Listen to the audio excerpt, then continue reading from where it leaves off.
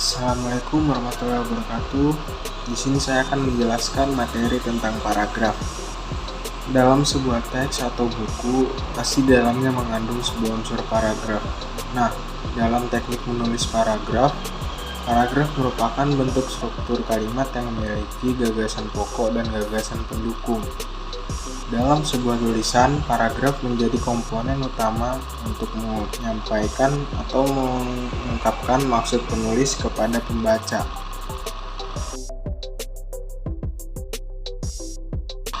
Nah, pengertian paragraf sendiri dalam KBBI, paragraf merupakan bagian bab dalam suatu karangan yang biasanya paragraf mengandung satu ide pokok dan penulisannya dimulai dengan garis baru atau biasa yang disebut dengan alinea 1, 2, dan seterusnya.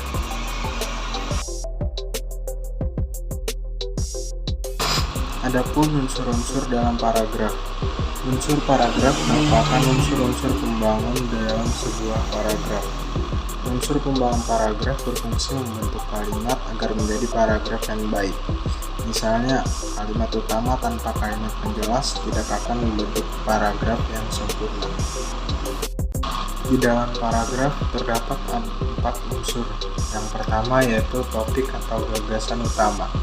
Unsur ini merupakan jantung dari sebuah paragraf, di mana topik atau gagasan utama merupakan ide utama yang ingin disampaikan penulis kepada pembaca.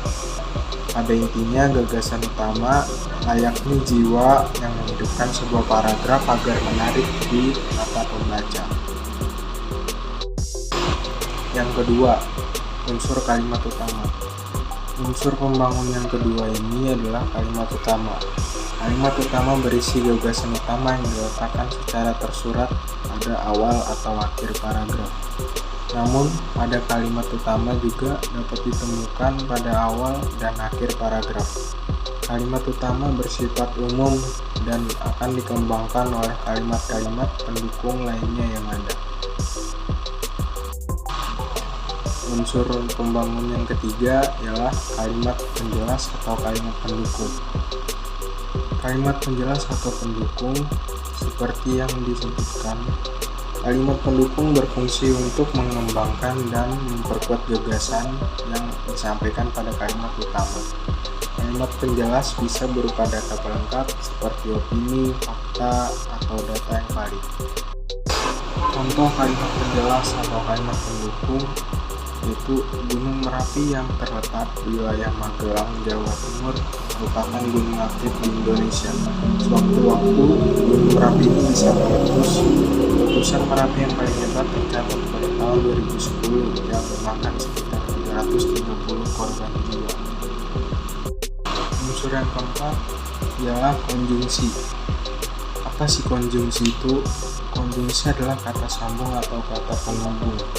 Konjungsi dalam bahasa Indonesia ada 2 jenis, yaitu konjungsi intrakalimat dan konjungsi antarkalimat. Konjungsi intrakalimat merupakan kata sambung yang berfungsi menghubungkan kata dengan kata, frasa dengan frasa, serta klausa dengan klausa dalam satu kalimat. Misalnya, dan, sehingga, agar, sebelum, dan lain-lain. Contohnya, kami menyiapkan jaket dan kaos kaki sebelum pergi ke Makassar. Adapun konjungsi antar kalimat. Konjungsi antar kalimat adalah kata sambung yang menghubungkan antar kalimat dalam satu paragraf. Misalnya, oleh karena itu, jadi, dan lain-lain. Contohnya, hari ini kota Samarinda diguyur hujan deras. Oleh karena itu, kita harus membawa payung di tas saat sedang keluar rumah. Adapun jenis-jenis paragraf. Jenis paragraf dikelompokkan menjadi 2, yaitu jenis paragraf berdasarkan tujuannya dan juga jenis paragraf berdasarkan letak kalimat utamanya. Jenis paragraf berdasarkan tujuannya. Yang pertama adalah paragraf narasi. Paragraf ini berisi suatu kejadian atau peristiwa yang terjadi dari awal hingga akhir kejadian. Kejadian ini berdasarkan urutan waktunya. Yang kedua, paragraf eksposisi. Jenis paragraf ini merupakan paragraf yang berisi informasi sedetail mungkin kepada pembaca. Tujuan dari paragraf ini adalah memaparkan, menyampaikan informasi, dan juga menerangkan suatu topik kepada orang lain. Paragraf ini juga bisa berupa tutorial atau langkah-langkah. Yang ketiga, paragraf argumentasi. Paragraf ini bertujuan untuk meyakinkan orang lain bahwa ide dan gagasan yang dipaparkan adalah benar adanya dan terbukti nyata. Yang keempat, paragraf persuasif.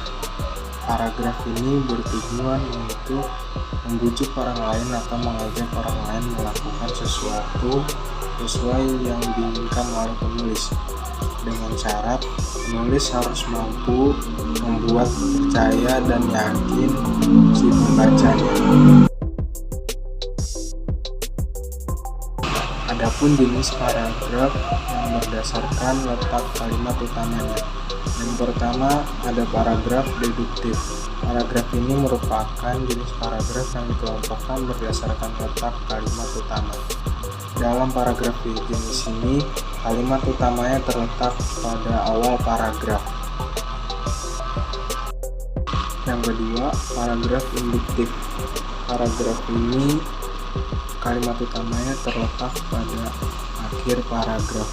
Kalimat penjelasnya tentu saja berada sebelum kalimat utamanya. Yang ketiga, paragraf campuran. Paragraf campuran ini merupakan perpaduan antara deduktif dan induktif.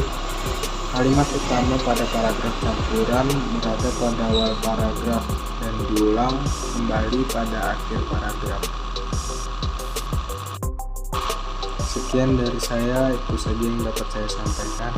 Kurang lebihnya mohon maaf. Assalamualaikum warahmatullahi wabarakatuh.